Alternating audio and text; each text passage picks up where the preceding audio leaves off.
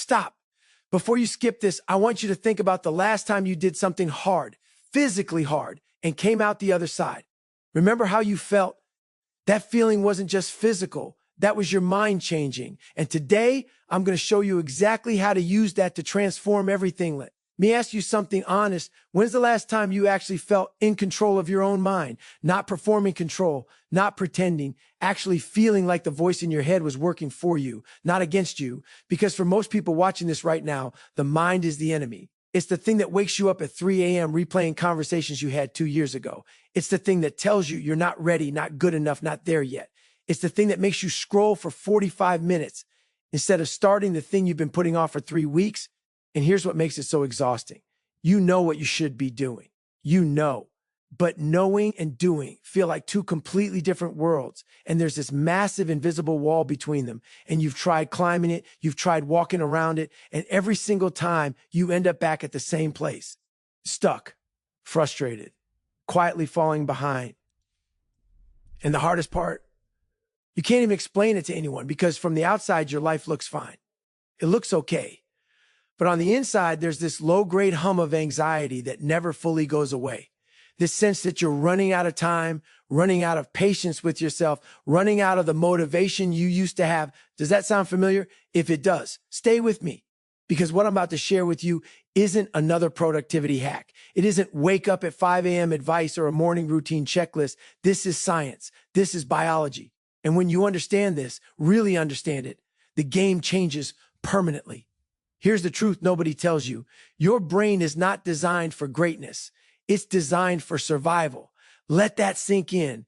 Every system in your mind, every defense mechanism, every avoidance behavior, every moment of procrastination, it all exists because your brain's number one job, the job it has held for 200,000 years, is to keep you alive, not successful, not fulfilled, alive. And your brain is extraordinarily good at this job. So when you try to do something hard, start a business, go to the gym, have a difficult conversation, sit with discomfort, your brain doesn't see opportunity. It sees threat. It activates the same ancient alarm systems that used to protect your ancestors from predators. And it does everything in its power to pull you back to safety. This is called the threat response. And it's the invisible force behind almost every form of self-sabotage you've ever experienced. But here's what most people don't realize. Physical stress and psychological stress use the exact same biological pathways. Think about that for a second. When you're grinding through the last 3 reps of a set, you want to quit. Your body floods with cortisol. Your heart rate spikes. Your brain starts screaming, stop. And when you're facing a difficult decision, sitting with uncertainty, pushing through fear, your body floods with cortisol. Your heart rate spikes. Your brain screams, stop. Same system, same signal. The only difference, one happens in the gym. One happens in your life. Let me show you what this looks like in real life. It's a Tuesday evening, 6:47 p.m. Marcus is sitting at his desk. He's 26, works in logistics, has been wanting to start his own business for 2 years. His laptop is open. The business plan document is there, half finished, cursor blinking. He's been staring at it for 11 minutes, and in his head right now, a war is happening. You should finish this. You said you'd finish this by tonight, but what if it's not good enough? What if you put everything into this and it fails? What if people think you're stupid for trying? Maybe you should just research a bit more first. Maybe you're not ready. So Marcus opens YouTube, tells himself he'll watch one video. 38 minutes later, he closes the laptop, goes to bed, and lies there staring at the ceiling, feeling that low, quiet shame of another night where the person he wants to be lost to the person he currently is. Sound familiar? This is not a discipline problem. This is not a laziness problem. This is your brain doing exactly what it was built to do, protecting you from perceived threat, the threat of failure, the threat of judgment, the threat of the unknown. And here's where it gets dangerous. The more you give in to that threat response, the stronger it gets. Every time you choose comfort over discomfort, your brain learns avoidance works, and it files that away. It optimizes for it until avoidance becomes your default setting. But, and this is the part that changes everything, the opposite is also true. Every time you move through discomfort instead of away from it, your brain learns something different. It learns, I can handle this. And that lesson, that tiny biological lesson, is the foundation of every form of mental strength that exists. So the question becomes, How do you train your brain to learn that lesson faster? How do you reprogram the threat response at a root level? The answer is right there in your body. And it's been there the whole time. Here's the reframe that most people are never given. Stress is not something that happens to you. Stress is something that happens for you, if you know how to use it. In 2013, Stanford psychologist Kelly McGonigal delivered one of the most watched TED Talks in history. She presented research tracking 30,000 adults in the United States over 8 years. The study asked people two things. How much stress have you experienced in the last year? And do you believe stress is harmful? The results were stunning. People who experienced high stress and believed it was harmful had a 43 billion increased risk of dying. But people who experienced the same high levels of stress and did not believe it was harmful, they had some of the lowest mortality rates in the entire study, lower even than people who reported having very little stress. Read that again. The stress didn't kill them. The belief about stress did. And when you understand why, when you look at what actually happens inside the body during a stress response, everything shifts. When you're under stress, your heart beats faster, your breathing quickens, your body releases adrenaline and cortisol. Most people have been taught this is your body falling apart under pressure. But here's the truth. This is your body preparing you. This is the same physiological state that athletes enter before peak performance, the same state surgeons enter before complex operations, the same state that elite military operatives describe as the feeling of being completely present. The body doesn't know the difference between this is dangerous and I'll die and this is hard and I'll grow. You teach it the difference through repetition, through exposure, through deliberately choosing to move toward difficulty instead of away from it. And this is where physical stress becomes the most powerful mental training tool available to any human being. Because when you exercise, when you run further than you want to, lift heavier than feels comfortable, hold a plank through the burning, you are doing something that goes far beyond physical conditioning. You are practicing in a controlled environment the most important skill a human being can develop, the skill of staying functional under stress. Here's the identity shift that changes everything. You're not going to the gym to build a better body. You're building the person who doesn't flinch when life gets hard. You're not running that extra mile to burn calories. You're training your nervous system to stay calm when everything inside you is screaming to quit. You're not doing hard things to prove something to anyone else. You're doing them to build evidence, real, undeniable, biological evidence, that you are someone who can handle pressure. Because here's the hard truth nobody wants to say out loud. Nobody is coming to save you. There is no perfect moment. There is no version of this where it gets comfortable before it gets good. There is no shortcut that bypasses the discomfort and delivers the transformation. The discomfort is the transformation. Every rep you don't want to do, every cold morning you lace up anyway, every time you sit with anxiety instead of running from it, that is not just physical adaptation. That is your identity being rewritten, one difficult moment at a time. And this is where everything changes. Because once you understand this, you stop trying to avoid hard things. You start hunting them. Because you know every hard thing is a deposit, a biological, psychological deposit into the person you're becoming. Hey, if this is landing right now, if something in this is hitting a nerve, it means you're still in it. You haven't given up.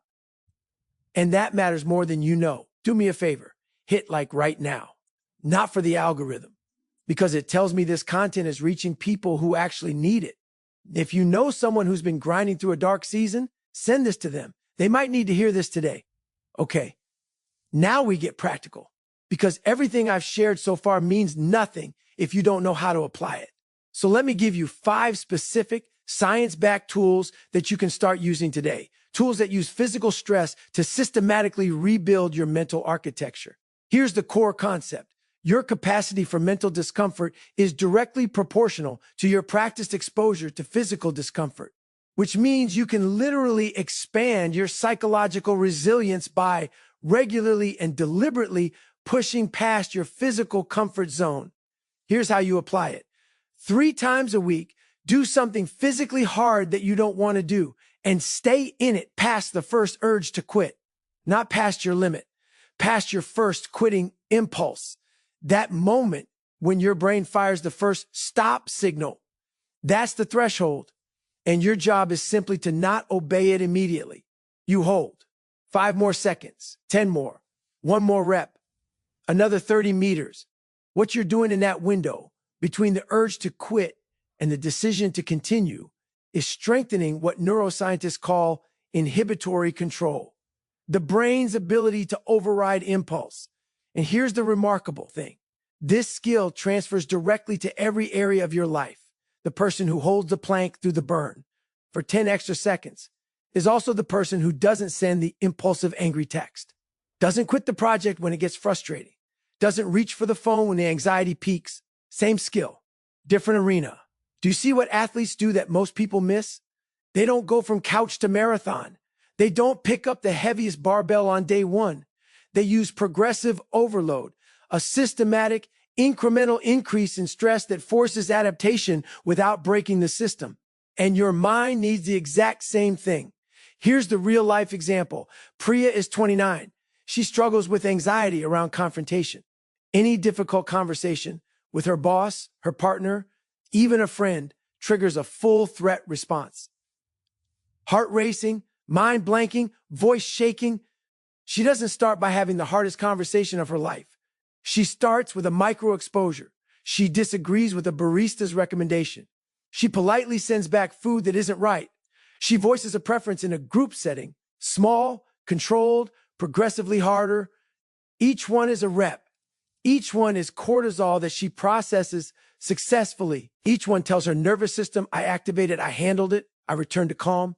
And over 6 weeks, her window of tolerance for confrontation expands dramatically, not because she thought her way through it, but because she trained her way through it.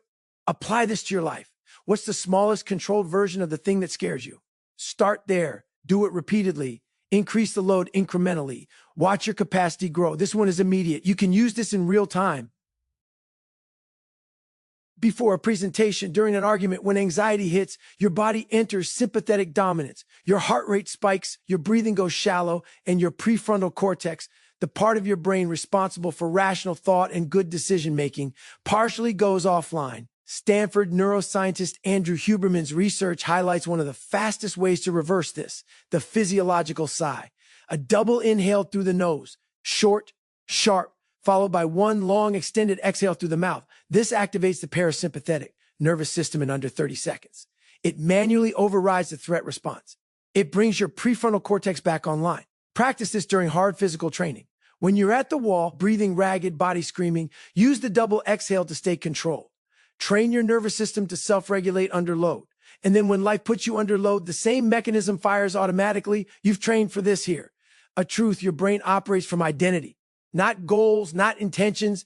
Identity, you don't rise to the level of your goals. You fall to the level of your identity. And if your identity is still built around who you used to be, someone who quits when it's hard, someone who isn't disciplined, someone who talks about it more than does it, then no amount of motivation will override that baseline. You need to deliberately install a new identity. And you do it through what I call an identity anchor statement, a specific first-person declaration of who you are in the process of becoming. Not, I want to be disciplined, not, I'm trying to get stronger, but I am someone who does hard things before I feel ready. Or I am someone whose word to myself means something. Or I am someone who stays when everything says leave. Say it before training. Say it when you don't want to show up. Say it after you do something hard. Reinforce it with action and action with words until the two become inseparable. Because identity isn't discovered, it's built. One repeated behavior at a time. Most people finish a hard workout, a difficult day, a moment of push discomfort, and immediately move on. They don't extract the lesson. They don't let the brain file the win. This is not journaling for journaling's sake. This is neurological filing. This is neurological filing. You are helping your brain index and store the evidence of your capability, because your confidence isn't built from victories alone. It's built from remembered victories. And most people, especially those who struggle with self-doubt, have a memory heavily biased toward their failures. The debrief protocol rewires that bias. 90 seconds, 3 questions every time.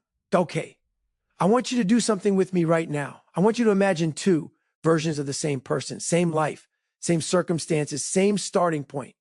The only difference is what's happening inside their mind. Imagine this. It's Monday morning, 6:15 a.m.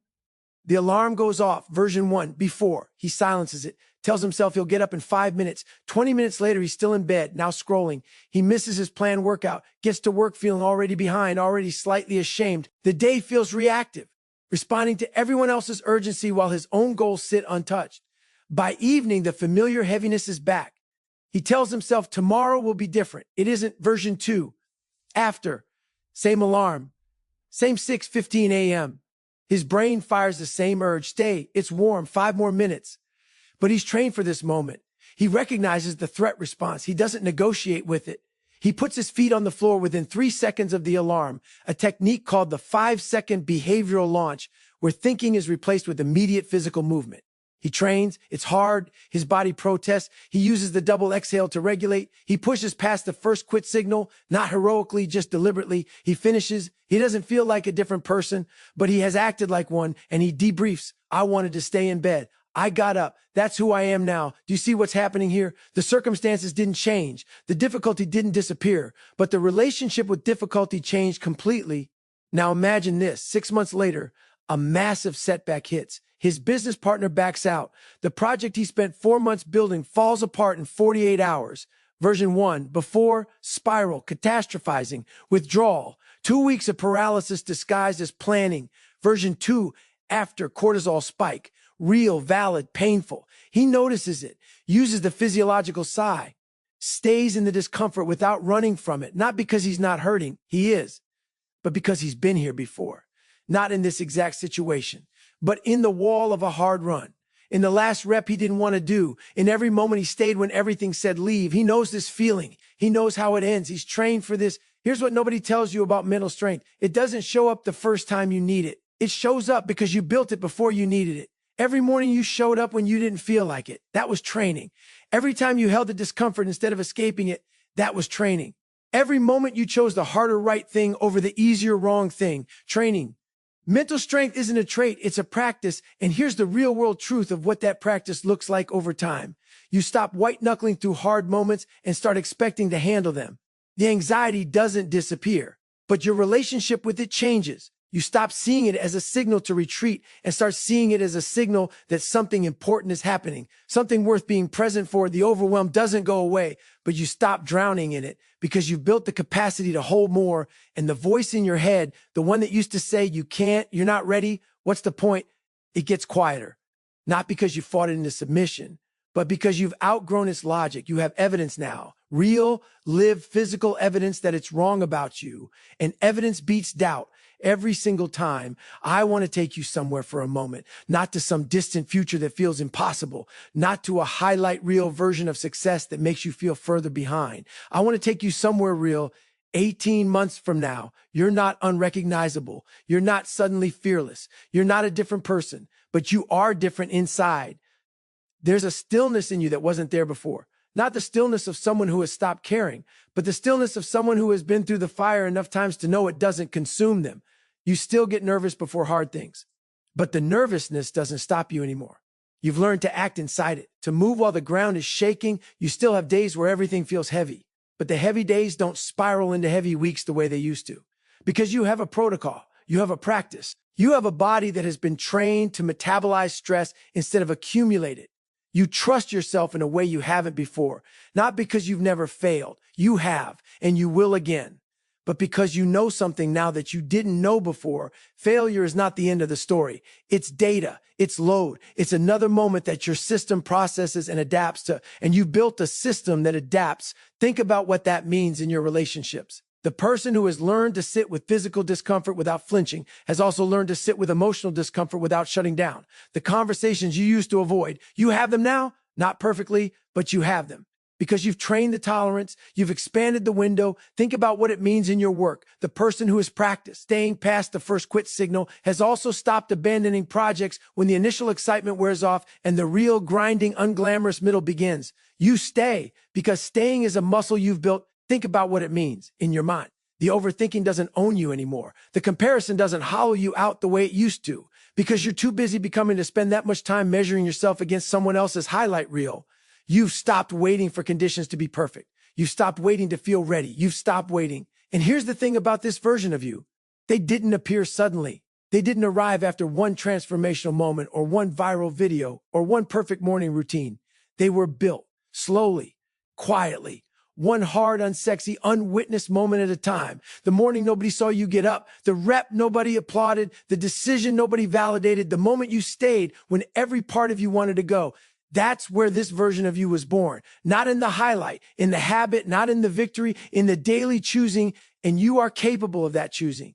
You've always been capable of it. The only thing standing between the version of you that exists right now and the version I just described is a decision. Not a perfect plan, not better circumstances, not more time or more resources or more evidence that it's going to work out. Just a decision to start treating your discomfort as your curriculum, to start using the hard moments as data, not defeat, to start building one rep, one choice, one day at a time, the mind that creates the life you actually want. So let me leave you with this. Everything you've been through, the exhaustion, the self-doubt, the nights where you stared at the ceiling asking yourself if this is just who you are, none of that was wasted. It was loading. It was stress. And stress, applied correctly, is the raw material of transformation. You are not behind. You are not broken. You are not too late. You are a person who has been carrying weight for a long time. And that weight, all of it, has been building something in you that you haven't fully recognized yet. The science is real. The pathway is clear. The work is hard. But here's what I need you to know before you close this video. You have already survived everything that was supposed to stop you.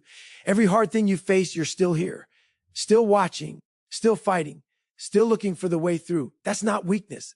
That is the most fundamental form of strength there is. Now you have the tools. Now you have the framework. Now you understand what your body's been trying to teach you for years. The only question is whether you're ready to listen. Stop waiting for motivation. Start building evidence. Stop managing your stress. Start using it. Stop trying to become the person who has it together and start being the person who does the work anyway. One hard thing today.